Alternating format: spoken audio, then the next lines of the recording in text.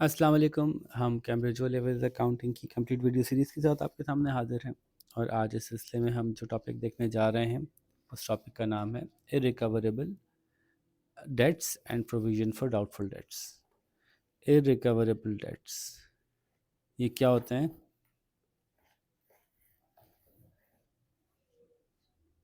पहले ये समझ लेते हैं ये क्या होते हैं और डाउटफुल डेट्स क्या होते हैं।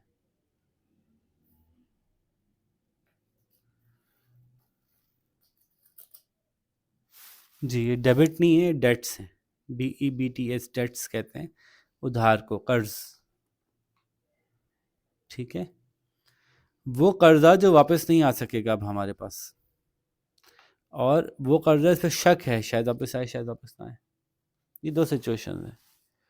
इसको हम क्यों पढ़ रहे हैं? जैसे कि हमने एसेट के बारे में पढ़ा था कि हम ये चाहते हैं कि हमारी इनकम सही तौर पे नज़र आए, जो हमारी एसेट की असल वैल्यू है वही वैल्यू नज़र आए। अगर इस्तेमाल हो गई है एसेट तो इस साल उसकी डिप्रिसिएशन होनी चाहिए ताकि उसकी वैल्यू रिड्यूस होकर नज़र आ रही हो और वो इस साल के खर्चे में काउंट होना चाहिए।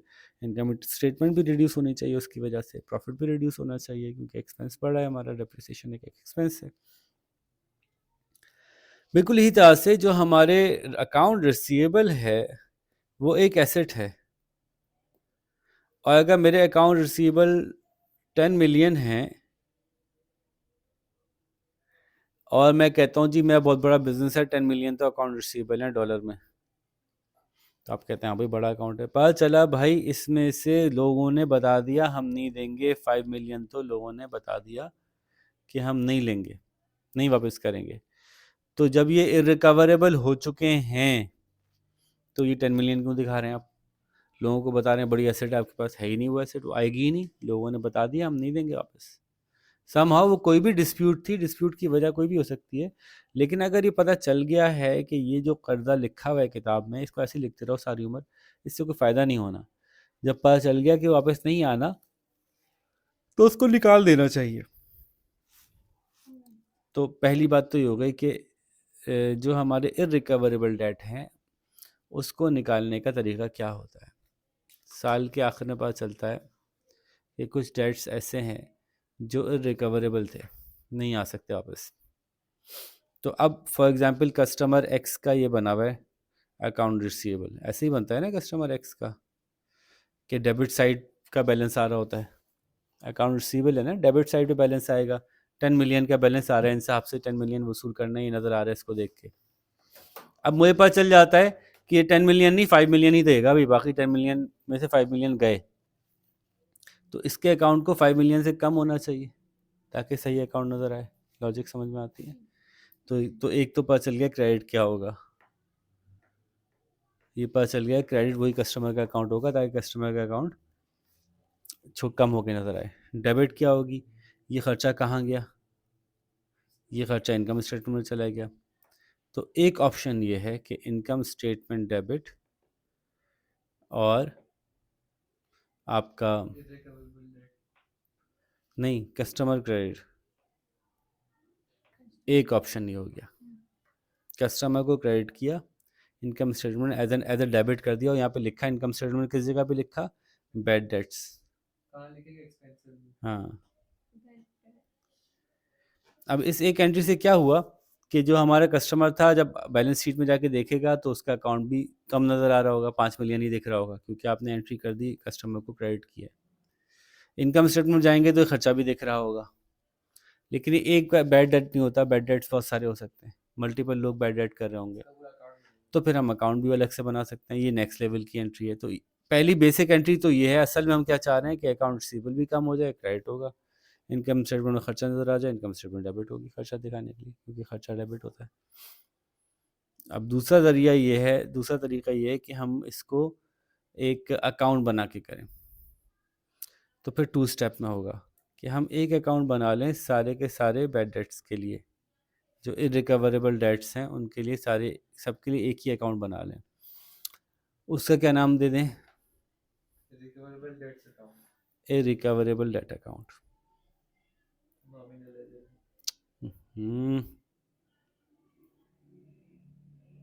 एक ये बना दिया। अब डबल डबल काम होगा।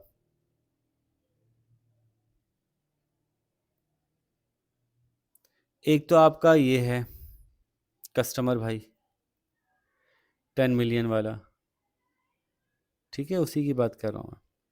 फिर इनकम स्टेटमेंट में भी इसका इफेक्ट नज़र आना चाहिए, और फिर बैलेंस शीट में भी आना चाहिए, एक्सपेंस भी नज़र आना चाहिए। तो हम क्या करते हैं, जितने भी ऐसा 1 मिलियन का 10 मिलियन का एक कस्टमर था, इसके 5 मिलियन से कम करना है भाई, 5 मिलियन से क्रेडिट किया इसको। अब डेबिट किसको किया, इरिकवरेबल डेट्स को। क्यों, इसको क्यों किया मैं समझाता हूँ अभी। फिर भाई अचानक से पता चला कि ओहो एक और जगह का डेट, मिस्टर वाई का डेट भी हमने वो किया, वो 50 मिलियन का था, पता नहीं कितना उधार देते हैं हम लोग, उसमें से 2 मिलियन जो है वो कम करना पड़ा हमें। इसको भी क्या किया, कस्टमर को क्रेडिट करके कस्टमर को तो रिड्यूस करके दिखा दिया, इनकम स्टेटमेंट बनने का भी टाइम नहीं आया, तो मैंने इरिकवरेबल डेट के अंदर डाल दिया ये भी 2 मिलियन को। डायरेक्ट जा सकते थे, लेकिन दो अलग अलग एंट्री नज़र आती। अगर मल्टीपल एंट्रीज हैं या ड्यूरिंग द ईयर ये काम किया है, अभी इनकम स्टेटमेंट बनने में 2-3 महीने हैं, तो आप इसका इरिकवरेबल डेट का अकाउंट बनाओ। जब साल के आखिर में इनकम स्टेटमेंट बनाओगे तो 7 लाख से इनकम स्टेटमेंट को, 7 मिलियन से इनकम स्टेटमेंट को डेबिट कर देना और इस अकाउंट को क्लोज कर देना। ये तो पहले ही काम हो चुके हैं, ठीक है। तो ये तो वो हैं जो कि इरिकवरेबल डेट थे। अब अगर पैसे वापस आ गए तो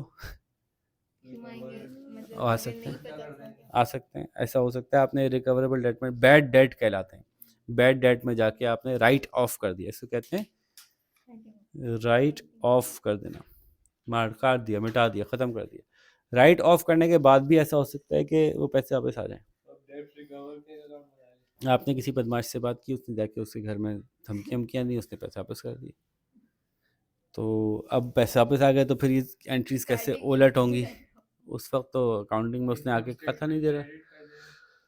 तो सबसे पहले तो ये देखें कि किस किस वक्त पे आप ये काम कर रहे हैं, जो वापस आ रहे हैं पैसे, तो रिकवरी किस वक्त पे हो रही है। अगर तो अमाउंट रिसीव हुई है तो सबसे पहले कैश तो या बैंक तो डेबिट होगा ना, तो एक एंट्री तो बनेगी bank debit. Bank debit, let suppose हमें इस 5 मिलियन में से 1 मिलियन मिल गया, 1 मिलियन बैंक डेबिट हो गया। कस्टमर का तो पहले ही कटा हुआ था, अब कस्टमर के पास से तो पैसे कटे हुए थे, क्या दोबारा से कस्टमर को बढ़ाऊं फिर वापस करूं, क्या करूं। तो इसके लिए तीसरा अकाउंट बनाऊंगा, इरिकवरेबल डेट्स थे ना, अगर तो अभी मैंने इरिकवरेबल डेट्स भी में बनाया हुआ था मामला, ये डिपेंड करता है मैंने क्या किया हुआ है। मैंने कहा था ये भाई ने 5 मिलियन नहीं दिए, डाल दो यहाँ पे, ये भाई ने 4 मिलियन नहीं दिए, डाल दो यहाँ पे, ये भाई ने 2 मिलियन नहीं दिए, डाल दो यहाँ पे, देख रहे हैं ये जगह इरिकवरेबल डेट का अकाउंट बनाया था। अभी इनकम स्टेटमेंट जाने का टाइम नहीं हुआ, पता चला नहीं भाई पैसे वापस आ गए, तो फिर यहीं खेल लो, खाली यहीं खेल लो, कैश डेबिट करो, इरिकवरेबल को क्रेडिट कर दो 1 मिलियन से, ठीक है। तो डेबिट और क्रेडिट दोनों मिल गए, इरिकवरेबल अब 7 लाख के बजाय 6 लाख नज़र आ रहे हैं खुद ही।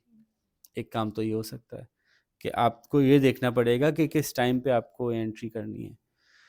दूसरा काम ये हो सकता है कि एक तीसरा अकाउंट बनाओ, क्योंकि साल में कई दफ़ा रिकवरेबल डेट्स आ रहे हैं, साल में कई दफ़ा रिकवर हो रहे हैं मल्टीपल कस्टमर्स के, तो फिर एक और अकाउंट बनाओ, उस अकाउंट का नाम रखो recovered debts, recovered debts recovered account. इसमें आप इसको डेबिट करते जाओ, इसको डेबिट करते जाओ, आखिर में जो है वो इसको क्रेडिट करते जाओ, sorry, cash debit debt recovered credit, cash debit debt recovered credit, cash debit debt recovered credit, जितनी दफ़ा आता जाए इसको करते जाओ। फिर साल के आखिर में जाके इसको इनकम स्टेटमेंट से इसको भी क्लोज कर देना, इनकम स्टेटमेंट से इसको भी क्लोज कर देना, बैलेंस। इनकम स्टेटमेंट क्रेडिट होगी ना, तो ये इनकम स्टेटमेंट में अदर इनकम में नज़र आ जाएगा, या तो, या फिर इसका जो तरीका है हम जो करते हैं वो ये करते हैं कि इरिकवरेबल डेट में से रिकवर्ड डेट्स माइनस कर देते हैं, तो कम होके जाती है, कम होके जाएगा, यानी इनकम स्टेटमेंट में ही दिखाते हैं। हाँ, इनकम स्टेटमेंट के अंदर ही दिखा रहे होते हैं। जैसे आपने इनकम स्टेटमेंट की तो आपने कहा बैड डेट्स वाला हिसाब खोला, आपने वो वाला कॉलम खोला, वो वाला सेक्शन खोला, उसमें आपने कहा इरिकवरेबल डेट 7 मिलियन, ठीक है, debts recovered 1 million, total irrecoverable debt 6 million, तो वहीं माइनस प्लस करके बैलेंस कर लेते हैं आप। बात समझ आ रही है? ये तो इरिकवरेबल थे, गए और रिकवर हो गए। एक और काम करते हैं हम कहते हैं यार हर साल ही जो है ना ये कम वक्त हमारे पास से बैड डेट्स होते रहते हैं, क्यों ना इसके लिए एक प्रोविज़न बना लें कि 10% तो बैड डेट होता ही होता है, तो 10% से हर दफ़ा खुद ही कम कर दिया करें। उसके बाद एक्चुअल एंट्रीज से मैच कर लिया करें कि एक्चुअली इतना ही कम हुआ या कम ज़्यादा कम हुआ या नहीं हुआ कम, पैसे पूरे पूरे आ गए। तो आपका जो डेट्स हैं वो किस लेवल पे किस स्पीड से वापस आ रहे हैं, इसके लिए हमने एक प्रीएम्प्टिव मेजर लिया। प्रीएम्प्टिव मेजर है इसको कंट्रोल करने के लिए कि यार जब पता है आपको कि हर साल आपके 10% वापस नहीं आते लोन, तो फिर हर साल ऑटोमेटिकली पहले बना लिया करो ताकि जब वो पता चले तब उसको एडजस्ट कर लें आप। इसको करने के अमल को प्रोविजन फॉर डाउटफुल डेट्स कहते हैं। क्या कहते हैं? प्रोविजन फॉर डाउटफुल डेट्स वैसे ही बनता है जैसे कि प्रोविजन फॉर डेप्रिसिएशन बनता है।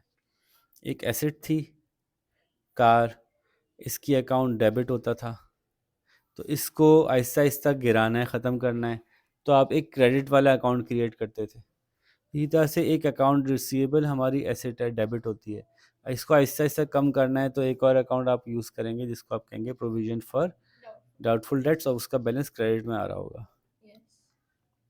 ठीक है, और वो हर दफ़ा इनकम स्टेटमेंट में जाके डेबिट हो जाएगा। तो हर महीने हर साल के आखिर में आपने कहा जी 5% डेट्स आर का प्रोविजन बनाना है, डाउटफुल है प्रोविजन बनाना है, तो आप कहेंगे कि इनकम स्टेटमेंट डेबिट और provision for doubtful dates credit. ठीक है, तो यहाँ इनकम अमाउंट बढ़ती जाएगी और ये रिकरिंग होगा, साल के साल बढ़ता जाएगा। पहले साल आपका 1 मिलियन था, लेट्स सपोज अगले साल 1 मिलियन और आ गया, तो अभी 2 मिलियन। ये क्यों कंटिन्यू कर रहे हैं हम इस अकाउंट को? क्योंकि अकाउंट रिसीवेबल में से माइनस होना होता है, क्योंकि ये नहीं आ रहे पैसे, इतने नहीं आ रहे। ठीक है, तो creating the provision for doubtful dates will help us gross profit के बाद होगा ना? हाँ जी जी जी, सब ग्रॉस प्रॉफिट के बाद होगा। will help us create a situation where we are not overstating our profit और अंडरस्टेटिंग अवर प्रॉफिट, और हमारे जो अकाउंट रिसीवेबल हैं वो करेक्ट दिख रहे हैं, हमें ट्रू पिक्चर आ रही है हमारे पास। बस इतनी सी बात थी। दो सिचुएशन है, या तो मई साल के शुरू में या आखिर में बैड डेट्स हो गए। बैड डेट्स हो गए तो मैंने कहा दो ऑप्शन है, या तो कस्टमर को क्रेडिट करके इनकम स्टेटमेंट को डेबिट कर दो, ख़त्म हो गया। नहीं भाई बहुत सारे बैड डेट्स हैं, इधर भी है उधर भी है, तो मैं एक अकाउंट बनाना चाहता हूँ, ओके तो अकाउंट बनाई कर लो, सारे बैड डेट्स को एक जगह डालो, फिर उसको आखिर में एक साथ कर इनकम स्टेटमेंट में क्रेडिट करके इनकम स्टेटमेंट को डेबिट करके अकाउंट को क्रेडिट कर लो। अच्छा जी, और अगर रिकवर हो जाए तो डायरेक्ट कस्टमर से रिकवर कर लो, वरना बैड डेट रिकवर का अलग अकाउंट बना लो, वरना जो आपने एंट्री पास की थी, जो अकाउंट बनाया था इरिकवरेबल डेट अकाउंट, उसमें से माइनस कर लो। तो दो तीन ऑप्शंस हैं जो पीछे से काम करते हुए आ रहे हैं, उसके हिसाब से आपको अपना आंसर क्रिएट करना है। ठीक है, तो लेट्स डू दी एक्सरसाइज। ये थोड़ा सा आप लोग शाबाश शुरू करें। जो पहले तो जो वॉक थ्रूज हैं इनको देखना है आपको, और वॉक थ्रूज देखने के बाद समझ में आते हैं तो फिर आप लोग जो एक्सरसाइज है इसको सॉल्व करें, और इसमें जब कुछ समझ में नहीं आता है या इसको करने में कोई प्रॉब्लम आता है तो मेरे साथ डिस्कस कर लें। ठीक है, तो यहाँ पे हमने कॉन्सेप्चुअली क्लियर कर दिया, अब आपकी प्रैक्टिस रह गई है, वो कह के आप हमारे पास वापस आइए तो फिर हम आगे काम करते हैं। ओके, अल्लाह हाफ़िज़।